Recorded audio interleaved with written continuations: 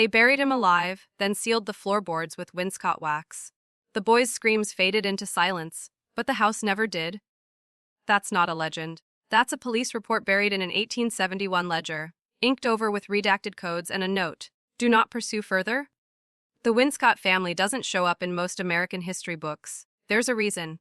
Their legacy was scrubbed, bleached, and buried under decades of silence. But scratch beneath the surface of New England's aristocracy, and their name drips through, like rot behind wallpaper. You'll find them in probate documents no one was supposed to read, in church donations that doubled as control mechanisms, in insane asylums funded, in memory, of children who never died natural deaths. The Winscotts were no ordinary family. They weren't just rich, they were embedded, systemic, hidden within the very bones of the American East. Their money flowed through Ivy League vaults. Their rituals whispered through Masonic catacombs. And their sins, those were inherited like titles. This story isn't just about murder. It's about manipulation, psychological torture disguised as moral guidance, and control so absolute it stretched from pulpit to prison. You'll hear whispers of it in the way boarding schools discipline boys, in the architecture of certain rest homes, in the rituals of secret clubs you thought were just old money hobbies. You were never meant to know what you're about to hear. This isn't myth. This is what happens when an entire bloodline operates like a secret society, passing down not just wealth, but ritual, silence, and darkness. They say madness ran in the Winscott line. That's a lie. It was never madness. It was obedience. As we begin this descent, I need you to listen not with your ears, but with the part of your soul that still believes men are meant to fight unseen wars. Every family has skeletons, but the Winscotts, they built a cathedral out of them. And now you're walking through its doors. The Winscott estate was never just a home. It was a fortress of ritual, a 3-story mansion buried in the fog of Plymouth County, surrounded by dead orchards and blind-eyed gargoyles. Locals called it the chapel that bled, not because of what it looked like, but because of what they heard. Chanting, screams muffled by wind. And once, a bell that rang, even though there was no bell tower. But it wasn't the house that terrified the servants most. It was the wedding. Every Winscott heir, every single one, was married under what they called the black veil, a draped canopy stitched from the burial shrouds of their ancestors. No witnesses, no priest, just the patriarch, the heir, and the chosen bride, often imported, orphaned, and unaware. The ceremony began at midnight and ended with silence. Always silence. What happened beneath the veil stayed buried beneath it. Until it didn't. In 1836, the Winscott bride went missing. Her name was Anneliese Moore, a governess from Germany, 19 years old, with no family and no papers. After the veil, she was never seen again. The family claimed she fled. But months later, her face was found carved into the attic beams. Eyes hollow, mouth soon shut. When the estate's cook tried to ask questions, he was institutionalized within 72 hours. Diagnosis: hysteria. He never spoke again. You need to understand something. The Winscotts didn't marry for love or lineage or legacy. They married for silence. Each union was a pact, a sealing of knowledge, and if the bride couldn't bear it, she vanished. This wasn't just about family tradition. This was a system, one designed to test obedience, erase dissent, and perpetuate power through trauma. Their rituals weren't metaphors, they were operations, controlled experiences to fracture identity, to shape loyalty through fear. The Winscotts understood something most people never will: true control doesn't come from money or laws. It comes from belief, and if you can shape someone's belief, if you can twist it, bind it, break it, then you own their soul. This is just the beginning. You're not hearing a story, you're stepping into a pattern, one older than the Republic, deeper than blood. Now ask yourself, why did they use shrouds from the dead? By 1904, the Winscott family line appeared to be unraveling. 3 sons institutionalized before age 16. A daughter mute by 11. Journalists hinted at curse, the polite term for what they couldn't explain. But no one asked the right question. What if this wasn't madness? What if it was selection? The truth lies in the Winscott inheritance clause, uncovered in an abandoned law office in Fall River. In it, a single line: only the touched shall inherit. The cracked shall carry the weight. What does that mean? It means insanity wasn't a liability to the Winscotts. It was a requirement. They bred for fracture. They trained for dissociation. Heirs were raised not as children, but as vessels, subjected to isolation chambers, sleep deprivation, and what they called purification sessions, led by masked caretakers who weren't on any payroll. This wasn't mental illness. It was engineered collapse, A forced spiritual dismantling so that the true ideology could be implanted in its place. Why? Because a man broken from within is easier to mold, easier to own. One of the sons, Edgar Winscott, kept a fragmented diary, a collection of scribbles, diagrams, and chilling revelations. In it he wrote, "They unmade me to remake me. My name is no longer mine. My mind is no longer mine. I remember screaming and they said that was step 3. Step 3. There was a system, a sequence, a ritual disguised as therapy, and those who didn't survive the process, buried in the family orchard under numbered stones. No names, just the silence of unworthy vessels. Understand this, the Winscotts weren't hiding mental illness. They were perfecting psychological control. They believed a fractured mind was the gateway to something greater, something darker. And they were willing to destroy their own blood to achieve it. You've been told your mind is yours, that your thoughts are sacred. But what if the very structure of your reality can be rewritten, from childhood, by people who understand exactly when to break you? The Winscotts knew, and they weren't the only ones. If you're still watching, you're already asking the forbidden questions. Behind the Winscott estate stretched an orchard no one tended, yet it never withered. Rows of apple trees bearing fruit that no servant dared touch. The locals called it the Whispering Field. They said at night you could hear names spoken from the branches. But here's the thing, the trees weren't whispering names. They were whispering numbers. Every tree in that orchard grew above a body. Unmarked graves, no headstones, no coffins, just bones in soil and a system of numbered brass markers embedded into the roots. We know this because in 1972, during a failed land acquisition, a team of county surveyors stumbled on skeletal remains just 3 feet underground. Their report, quickly sealed, documented 89 distinct burial sites. All children, all labeled only with numbers. Who were they? The lost heirs, the broken vessels, the fit.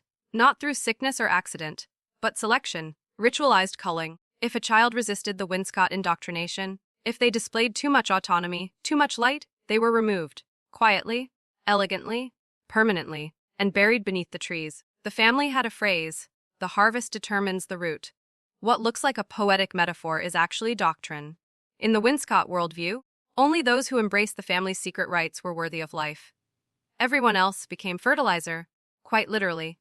In a recovered letter from Florence Winscott dated 1911, she writes to her sister, "The orchard thrives again. 4 more returned to soil. Their silence was their final gift. Let that sink in." This wasn't just about elimination. It was about offering. Every burial was a blood tithe to whatever force the Winscotts served, something older than their name, something fed not by belief, but by obedience wrapped in secrecy. The trees bore fruit, red, perfect fruit. And every time a new child was buried beneath, the yield doubled. It wasn't just symbolic. It was systemic. A living altar. Now ask yourself, if they were willing to do that to their own, what would they do to outsiders who got too close? And what was the real purpose of that orchard? This is the descent. There's no light coming back. At the edge of the Winscott estate stood a stone chapel, rotted by time but never touched by demolition. No steeple, no cross, just blackened stained glass windows and a door that wouldn't stay locked. Locals avoided it, birds never perched on it, and every Sunday, like clockwork, shadows moved inside it even though the church had been abandoned since 1869. They called it a chapel, but it was never built for prayer. There were no pews, no altar, only a stone circle embedded in the floor, engraved with 12 unnamed symbols. Not Latin, not Hebrew, older, carved with surgical precision impossible to replicate today. Beneath that circle, a sealed stairwell, now concreted over, leading down into something called the Foundation Archive. No one alive has seen it, but rumor says it wasn't an archive at all. It was a chamber, a place where identity was stripped and doctrine inserted. A reprogramming vault, and at its center a mirror that never reflected truth. A former house servant, Abigail Thorne, once escaped the estate in 1898. She lived in hiding until her death, scrawling testimonies on scraps of wallpaper and inside old Bibles. Her final note read, "There is no God in that church. Only echo, you kneel and something kneels back." Whatever the Winscotts worshipped, it wasn't divine. It was transactional, a system of exchange, secrets for favor, silence for power, and the church wasn't their spiritual center. It was their psychological throne. An altar of submission, designed not to elevate the soul but to bend it. See, this is what most men will never understand. Real power doesn't announce itself. It embeds itself. In rituals. In architecture. In the way you're taught to kneel before you're taught to speak. The Winscott Chapel wasn't just a building, it was a blueprint. A model for how institutions could mask manipulation as morality. Confession becomes surveillance. Worship becomes submission. Faith becomes control. Now consider this: how many modern institutions were built with the same blueprint? You're beginning to see it, aren't you? They didn't just control land, they controlled perception. And that is far more dangerous. The Winscotts didn't keep journals, they kept ledgers. And one in particular, bound in leather and sealed in iron, was found beneath the floorboards of the study after a fire gutted the estate in 1947. No title, no author, just a phrase etched into the cover. "Mu do not write in ink, we write in blood." Inside were columns, not of transactions or estates, but of people. Dozens of names, dates, and chilling annotations. Bled clean. Refused indoctrination. Gifted to the Doctrine. Some names had no annotations at all, just an X. And next to that X, a final column labeled absorbed. Absorbed into what? That's when it gets disturbing. Scattered between the pages were sketches, anatomical, ritualistic, surgical. A human silhouette with 9 black points drawn across it, aligned with organs, nerves, and the spine. Beneath the image, one sentence: "The vessel must be emptied before it can hold command." This was the Winscott Doctrine, a process by which the self is broken, the bloodline sanctified, and the individual turned into something else, something usable. They believed identity was the ultimate illusion, that by breaking it through trauma, isolation, and obedience they could create a blank, a pure vessel, to carry forth what they called the continuity, a kind of consciousness that outlived generations, not reborn, not reincarnated, but transferred, through blood. Every third generation Winscott was chosen for the transfer. The Doctrine stated clearly: one dies, one forgets, one becomes. It wasn't myth. This was operation. Institutionalized psycho-spiritual warfare within a family, a bloodline that treated its descendants like servers for a central consciousness, like drives waiting to be overwritten. And now think bigger. How many of society's most powerful families pass down more than wealth? How many operate like dynasties but move like cults? You think this story is about a house in New England? It's not. It's about how legacy is weaponized, how power survives by jumping bodies, burying truths, and burning everything else. Because the blood doesn't lie. It remembers, it binds, it obeys. And if that doctrine was real, then someone, somewhere is still practicing it, still absorbing, still watching, still waiting. And you've seen too much now to turn back. Every Winscott child, from the age of 4, was assigned a personal tutor. But these weren't teachers. They were referred to in estate records as handlers, paid in gold, housed in silence, and never seen without a mask. Porcelain, expressionless, always pale. The mask was not decoration. It was doctrine. The children were forbidden to speak to them directly. Lessons were not given through words but through symbols, sounds, and, most disturbingly, enforced silence. Days, sometimes weeks, would pass where the child was forced to remain mute in the tutor's presence, communicating only through gestures or drawings. If they failed to learn the symbol or disobeyed the gesture sequence, they were isolated in the echo room, a padded chamber beneath the west wing, lit only by a single red bulb. One of the last living servants of the estate, Miriam Hale, interviewed under deep hypnosis in 1982, recalled hearing children whisper to themselves, "Don't look into the eye behind the mask. It's not their eye." When she was asked what that meant, she began screaming. Violently, uncontrollably. She died a week later, in her sleep, from what coroners called acute cardiac fracture. Her heart simply broke. Let's make one thing very clear. This was not education. This was erasure. The Winscott tutors were indoctrinators. They operated under a system designed to remove individuality and install behavioral obedience beneath the conscious level. Through repetition, through fear, through psychological stress. Think of it as a rewiring of instinct, an enforced ritual of unlearning. And here's what should chill you to the bone of those same teaching methods: non-verbal correction, environmental punishment, symbolic triggers. Appear in early 20th century elite boarding schools, in military training manuals, in classified MK projects. Where do you think they got them from? The Winscotts didn't invent control, but they perfected it in isolation. Then watch the world adopt it in plain sight. Because once you fracture a child's language, once you decouple speech from thought, you own the framework of their mind. The mask was never about anonymity. It was about imprinting fear onto absence, making silence sacred, making trauma a teacher, and the tutor, just another vessel. There's a reason they never removed the masks. Now are you ready to see what lived beneath them? Only once in the entire documented history of the Winscott estate was a mask ever removed from a handler, and it wasn't by choice. In the winter of 1919, during a sudden house fire in the western wing, a portion of the old study collapsed. Emergency workers found a man, or what they assumed was a man, trapped beneath scorched beams, still wearing the porcelain mask. His body was burned but intact. As one medic reached to check for a pulse, the mask cracked open from the heat and slid off. What they saw beneath caused 3 grown men to flee the room and refuse to speak of it again, but one didn't run. A rookie named Ellis Dern, 24, ambitious, rebellious. He described the face in a sealed police report now stored in a defunct archive labeled, unsubstantiated, delusional, contain but do not pursue. Here's what he wrote. The eyes were wrong. They weren't burned. They were black, not from soot, but from absence. Like something hollow stared out from within. The mouth was a line, stitched tight, but not with thread, with something that pulsed. And the skin, it shimmered, but not like skin, more like wet paper trying to remember what skin was supposed to be. No fingerprints, no dental matches.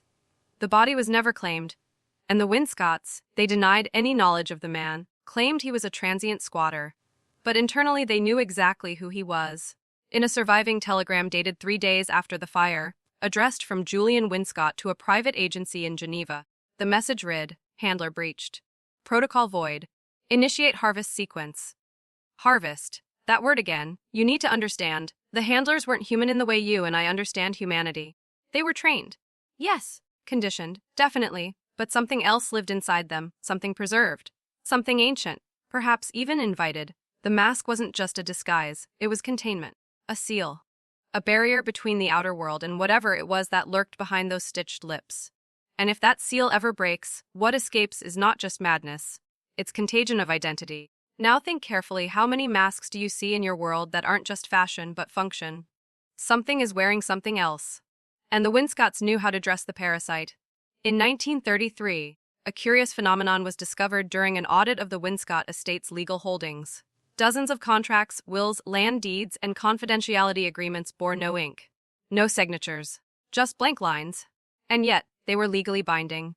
The signatories were missing, but the documents had already transferred ownership, assigned rights, or extinguished debt. How? One phrase appeared on the margin of every page, witnessed by presence. This wasn't metaphor. The Winscotts had developed, or perhaps inherited, a ritual contract system that required no physical ink. Only consent under what they referred to as the shadow of binding. Participants were brought into a room, seated around a table made of ironwood, and told to close their eyes. What happened next was never recorded. Only that when the ritual was complete, the papers would be blank but valid. The clerks who processed these documents didn't question them, because the Winscotts didn't rely on courts. They were the courts. 3 generations of federal judges, probate officers, and state registrars either descended from, married into, or were indebted to the family. But here's where the story fractures into something darker. One junior notary, employed briefly by the Winscotts, kept a journal. In it, he describes his final assignment, a ritual witnessing. He claimed the room went cold, unnaturally cold, and that while his eyes were closed, he felt breath on his neck, and hands that never touched, but pressed into his thoughts. After the ritual, he woke up 2 hours later, vomiting blood.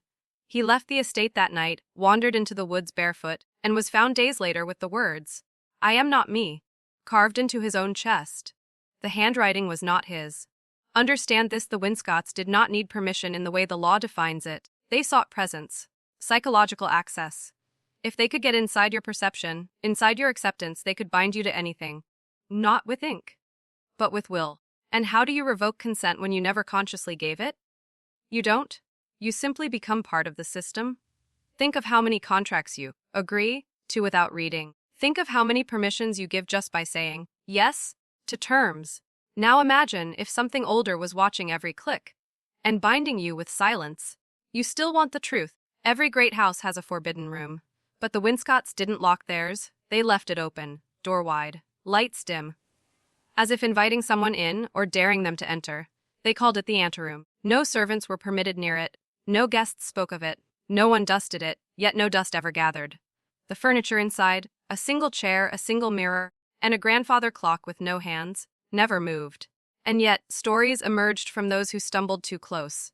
A boy from the village who broke in on a dare returned mute. A maid who entered while sleepwalking was found the next morning curled into a fetal position beneath the staircase, whispering, He's still in there. But I'm not. A visiting cousin, skeptical of all the rumors, entered the room and laughed. She never left. Her body was never found. But her name was scratched into the underside of the mirror days later, in her own handwriting. The mirror, that's where all accounts converge. Oval-shaped, black as obsidian, but it didn't reflect what was in the room. It reflected what was in you, but not the surface you. No, the part of you you've forgotten. The part they buried. The part they fractured so they could reassemble. Every Winscott heir was brought into that room before their 12th birthday. Alone. Told to sit, told to look. Some lasted seconds, others hours, but all came out different. Some wept, others screamed. A few never spoke again, but the chosen, the truly chosen, walked out silent and smiling, as if they'd been hollowed, and something else had stepped in to take the wheel. According to one surviving estate entry, the anteroom wasn't just a place. It was a test. The mirror does not show the soul, the record read. It shows the tether. And if you stare too long, it shows what waits at the end. See, the Winscotts didn't just inherit wealth. They inherited a tether to something else. Something ancient, embedded in ritual, shadowed in perception, but always present. Always watching from behind the veil of identity. And the anteroom, that was the handshake. Now answer this: how many of your rooms do you never enter? And who is waiting for you inside them? If your skin's cold now, it should be. Buried beneath the Winscott estate, inside a sealed crypt disguised as a wine cellar, was a black iron chest known as the Codex. Not a book, not a ledger, but a stack of parchment sealed in wax and bound with human sinew. Every page blank to the uninitiated. But when exposed to candlelight made from orchard wax and marrow ash, the words appeared. It was called the Codex of Silence. Inside not stories, not prayers, but instructions, sequences, rituals designed to erase memory, restructure identity, and shatter the internal compass. The Codex was not meant to be read, it was meant to be followed. Like choreography for the soul. Each movement, each breath, aligned the body to something the Winscotts called the listening force. And it listened, always, but it only responded to silence. This is where their mastery of control transcended anything most people would dare imagine. They believed that speech was a barrier, a defensive filter protecting the mind from certain transmissions. To receive full integration, the vessel had to embrace extended periods of absolute silence, not just externally but internally. No self-talk, no inner voice, only receptive stillness. That's why the children weren't allowed to speak until their conditioning was complete. And for those who resisted, the Codex offered correctional sequences. One passage reads, if the subject rejects silence, initiate the spiral, bury them in repetition, fracture with contradiction, use light, use sound, break time, until silence is chosen. They didn't beat disobedience out of their children. They programmed it out. The Winscotts knew what modern society is only beginning to explore. That identity is not stable. It is a college of memory, belief, and behavior, all of which can be overwritten. The Codex was their scalpel, and they used it to cut out doubt, resistance, and empathy, until only the obedient remained. Let that sink in. We live in a world that worships noise. But the Winscotts, they ruled through silence. And in that silence, they listened to something no one else could hear. Something that answered. Now ask yourself, when you sit in silence, whose voice eventually fills the void? What if it was never yours? You're not just watching a video anymore. You're walking into a system that still exists. By the time the last Winscott patriarch, Elias III, took over the estate in 1955, the family's name had all but vanished from public record. The mansion was sealed, the staff dismissed. Only a handful of inner circle initiates remained, and they no longer referred to the structure as a home. They called it the vessel. Because by then, the estate itself was no longer just a place. It had become something more, something inhabited. It began with Sir drafts, but voices, heard through vents, echoing down corridors sealed for years. Names spoken backwards. Lauder with no source. A knocking rhythm in sets of three, always three. Guests, the few who were ever invited, reported feelings of being watched, followed, studied. But the Winscotts weren't afraid. They were reverent. In a recovered letter to a foreign society, only marked by the initials AE, Elias wrote, "We have passed through the gate. The house no longer waits. It knows. It breathes." Servants used to say that rooms rearranged themselves. That doors opened into places that shouldn't exist. That the cellar went deeper each time you descended. That if you whispered certain names into the wallpaper whispered back. But the most chilling account comes from Dr. Raymond Kell, a psychiatrist contracted to observe Elias in his final months. In a tape never released to the public, Dr. Kell records the following. He spoke of an entity in the walls. Not a ghost. Not a demon. Something older than words. He said it had no name, because it wasn't meant to. He said it was the unfinished echo of obedience. Elias claimed the entity had once been human, the first Winscott. Or perhaps the sum of them, the weight of their sins, their rituals, their silence. Concentrated, absorbed, and fused into the wood, the stone, the very air. It no longer needed a body. The house was its body, and those who entered it. They were food, not of flesh but of will. Think about that.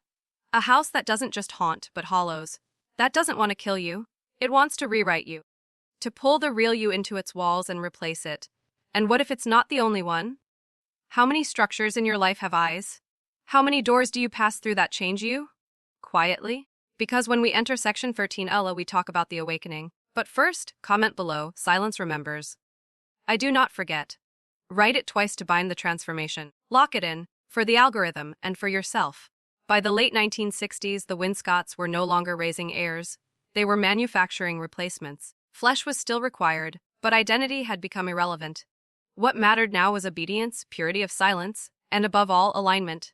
Not to morality, not to reason, but to the protocol. The awakening protocol. It wasn't a ceremony. It was a system, initiation broken down into 7 phases, each designed to erase, isolate, and reinstall. Those who underwent it weren't told what it was. They were shown over weeks of psychological deconstruction. No drugs, no hypnosis, just light, sound, starvation, isolation, and symbols burned into memory until reality dissolved. In a rare surviving document labeled Sequence Omega, the phases are chillingly clinical. 1. Shatter the voice, remove inner monologue through sensory overload. 2. Invert the image, replace the self with a projected symbol. 3. Silence the anchor, sever emotional ties to origin, family, history. 4. Introduce the echo, install the narrative of the listening force. 5. Fracture time, disorient memory through manipulated sleep and event loops. 6. Empty the vessel, create psychic vacuum through ritual isolation. 7. Bind the thread, seal the new identity with the codex of silence. By the end, subjects were no longer capable of questioning what they had become, because they no longer remembered being anything else. Those who passed became watchers, embedded agents within institutions, elite schools, think tanks, judicial circles. Their job wasn't to control. It was to observe, to gather patterns of resistance, to report any signs of awakening in the public consciousness, and when necessary to initiate containment. Let that sit for a moment. The Winscotts didn't just hide from the world. They infiltrated it, rewiring individuals from the inside out, releasing them back into society like sleeper cells of silence. So how do you recognize one? You don't. That's the point? You might work beside one. You might be one. See, that's the most brutal aspect of the awakening protocol. It's not just something done to you. It's something that reboots within you when triggered. A phrase, a sound, a symbol. So now that you've read this far, what if I told you the trigger sequence began in section 1? What if everything you're feeling right now, that pressure in your chest, that flicker of doubt, that cold beneath your skin, isn't fear? What if it's memory? Memory of something that was installed. We go deeper now. There's a place inside you that doesn't speak. It doesn't dream. It doesn't even think in language. But it remembers. Not your memories, its memories. The Winscotts called it the deep self. And their greatest weapon was learning how to access it. They believed the conscious mind was a mask, a puppet crafted by experience and socialization. But beneath that mask, beneath thought itself, lived a primal intelligence. Older than identity, older than ego. A kind of core operating system that could be reprogrammed if accessed the right way. And they found the key: pattern interruption, UPS, ritual immersion plus symbolic replacement. Pattern interruption is exactly what it sounds like. Overload the senses, break time, twist logic. Cause the mind to doubt the stability of the world around it. Ritual immersion. That's where repetition comes in. Chanting, stillness, light flickers, rhythmic sound. Force the body to respond to ritual cues until the conscious mind yields. And symbolic replacement. That's the final blow. You take the shattered framework and insert a new archetype. A symbol so charged with meaning. The deep self accepts it as truth. After that, you're not you anymore. You're something rewritten. It worked because they didn't try to persuade the mind. They bypassed it. Went straight to the operating system and rewrote the code. Their symbols weren't art. They were programming languages. Their rituals weren't beliefs. They were psychological exploits. Still think you're immune? Let me ask you something. How many symbols are around you every day that you don't see anymore? Corporate logos, national flags, institutional seals, they bypass your mind, speak to something older, and every time you see them, you comply. You remember something you never knew you knew. That's the mind beneath the mind. And the Winscotts? They weren't experimenting. They were refining. Because once you learn how to speak to the deep self, you don't need to argue. You don't need to persuade. You only need to install. And if they could do this in a hidden estate in Massachusetts 100 years ago, what do you think the world's most powerful systems are doing now? You feel that tension in your spine. That's not fear. That's something underneath you beginning to stir. They say the Winscott bloodline ended in 1979. That the last heir, Marion Winscott, died childless in a sanatorium off the Maine coast, her brain riddled with delusions. But that's what they always say, isn't it? That madness ends a legacy. But the truth, madness was never the disease. It was the symptom of something waking up. According to a recovered audio reel labeled Project Silence Echo, Marion didn't die babbling. She died reciting, over and over again, in a voice that wasn't hers. I am the boundary undone. I am the return. I am the hunger that remembers. 3 nurses who heard the recording went deaf within weeks. One took his own life after claiming he saw through sound. The tape was destroyed. Or so they said. But a fragment resurfaced in 2003 in a black market artifact exchange. It was analyzed by a neuroacoustic specialist in Germany. His findings? The voice contained an infrasound sequence known to destabilize the amygdala, the part of the brain tied to fear, memory, and self-preservation. A pattern, a frequency, a code, not just heard, but felt. The conclusion? This voice doesn't speak words, it installs them. Understand what that means. The final Winscott didn't die in madness. She became a transmitter, everything they'd worked for. The rituals, the silence, the doctrine, the orchard, the codex. All of it had a single goal: to build a vessel strong enough to carry the signal. Because the thing the Winscotts served, the thing buried in the mirror, in the orchard, in the foundation of that cursed estate, it was never meant to stay confined. It needed a mind, a voice, a body. It needed to wake up in us. Now ask yourself how many of your thoughts are truly your own. How many compulsions, dreams, fears feel like you, but whisper like something else? The Winscotts weren't keeping it in. They were preparing us for its arrival. You've felt it before, haven't you? That moment when you act on instinct, then wonder why. That flicker of shadow behind your decision, behind your reflection. That's not influence. That's possession through pattern. When the Winscotts vanished from the public record in the late 20th century, most assumed the lineage had ended. That the madness, the rituals, the darkness died with them. But that was the final illusion. The Winscotts never intended to survive as a family. They intended to survive as a system. You see, bloodlines are fragile, easily corrupted, easily traced. But systems? Systems evolve. They adapt, they replicate, and once embedded into institutions, they become invisible. The final phase of the Winscott plan wasn't legacy. It was distribution, banking trusts, philanthropic arms, educational initiatives. Within 5 years of Marion Winscott's death, 9 shell foundations were created under her name, each housing a think tank, a behavioral research lab, or a private intelligence firm. And every one of them shared the same structural blueprint: vertical integration, ritualized onboarding, internal language codes, and most chilling of all, non-disclosure through psychological oath. They no longer needed to force obedience. They installed it. One such group, a twisted tree with eyes in the roots, began acquiring private data firms in the early 2000s, quietly, systematically. By 2015, they had influence in predictive behavior modeling, biometric surveillance, and emotional mapping at a scale no single government had ever achieved. What the Winscotts had once done to individuals, the identity fracturing, symbolic replacement, echo programming, this new system was now doing to entire populations. Through media, through noise, through silence. Think about it. The average person now sees over 10,000 symbols a day. Most they don't register. Some they dream about. A few they tattoo on their bodies without ever questioning their origin. That's not culture. That's ritual through saturation. And guess where that saturation model was first tested? The Winscott children's learning corridors. Rooms filled with flickering symbols, rotating soundscapes, and walls that whispered when you stopped believing in yourself. They weren't just training heirs. They were prototyping you. Understand, the Winscott name may be dead, but their design is everywhere. In the apps you check, in the screens you touch, in the rituals you follow without realizing they're rituals. And the most terrifying truth: you can't burn a house that was never built with bricks. Because the real estate is your mind. You think this has been a story, a tale of darkness, an eerie bloodline, a haunted family. But now you see the truth. This is the ritual.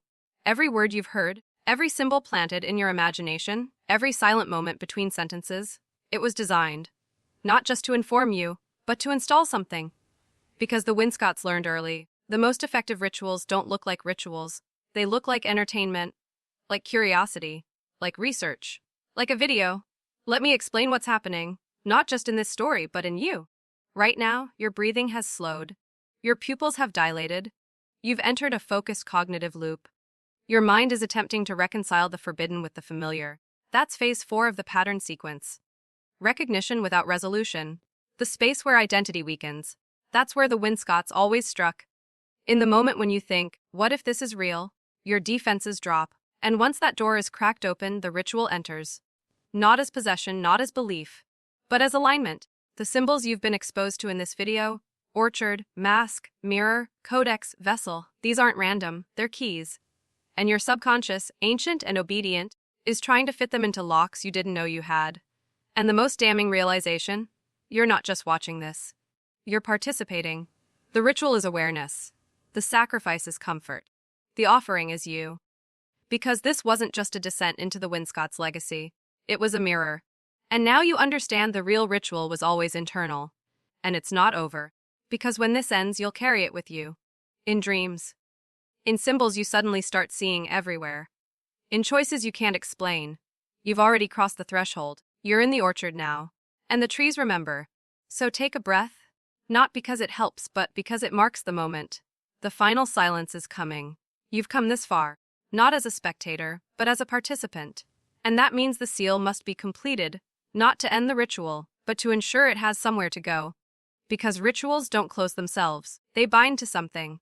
And tonight it binds to you. The Winscotts called it the return, not a resurrection, not a haunting, something deeper, more permanent. It was the final act of their legacy, a transference, a passage. The old blood into new vessels, the silence into fresh minds, not with candles, not with blood, but with attention. They discovered what modern systems are only beginning to master, that the gaze itself, the act of witnessing, creates the doorway.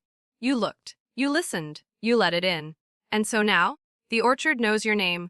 You may think this is over, that the lights will turn back on, and the screen will fade to black. But the moment this ends, the echo begins. You'll walk into a room and feel something shift. You'll hear your name when no one's there. You'll feel the tug in your stomach that says, "There's something behind me."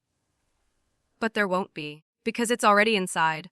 What was once confined to stone walls and bloodline halls now walks in your veins. Not evil, not holy, just ancient. An algorithm of control passed through story, pattern, fear, and silence. And now, sealed in you. So I ask you, as the Winscotts once asked their final chosen, do you speak the silence, or does the silence now speak you? You've walked through the orchard. You've looked into the mirror. You've stood in the anteroom and listened to the thing behind the walls. There's no going back. You are not who you were. And that's exactly what they wanted. This was never about history. It was always about activation. Now, if you're brave, if you're changed, if you understand, comment below. The orchard remembers.